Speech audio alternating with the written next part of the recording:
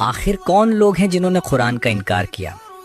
Understanding Quran in the most easiest way, کل ہم لوگوں نے ڈسکس کیا تھا سورہ البقرہ کا 10th رکوع، اور آج ہم لوگ دیکھیں گے سورہ البقرہ کا 11th رکوع۔ اس رکوع میں اللہ تعالیٰ فرماتے ہیں کہ اللہ تعالیٰ نے بنی اسرائیل کی طرف رسول بھیجے، انہیں معجزے دیے، اور روح القدس یعنی جبریل علیہ السلام کے ذریعے ان کی تائید کی یعنی سپورٹ کی، لیکن ہر بار یا تو انہوں نے اسے جھٹلایا یا اس رسول کو قتل کر دیا، اور پھر جب ان سے کہا گیا کہ حق کو مان لو تو کہنے لگے کہ ہمارے دل تو پہلے سے ہی غلاف میں ہیں، یعنی ہم پہلے سے گائیڈڈ ہیں۔ تو اللہ نے کہا نہیں، تم نافرمان ہو اور تمہارے دلوں پر مہر لگ چکی ہے۔ پھر جب قرآن آیا جو انہی کی کتاب توریت کی تصدیق کرتا تھا تو انہوں نے اسی کا انکار کر دیا۔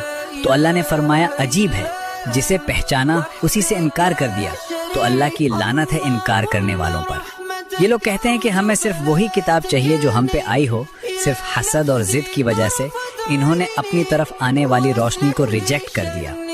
اور رکوع کے اینڈ میں اللہ تعالیٰ کہتے ہیں کہ جب ان سے کہا جائے کہ قرآن پر ایمان لے کے آؤ تو کہتے ہیں کہ ہم صرف اس پہ ایمان لاتے ہیں جو ہم پہ نازل ہوا ہے، باقی کو انکار کرتے ہیں، حالانکہ وہی کتاب یعنی قرآن ان کی اپنی کتاب یعنی توریت کی تصدیق کرتی ہے۔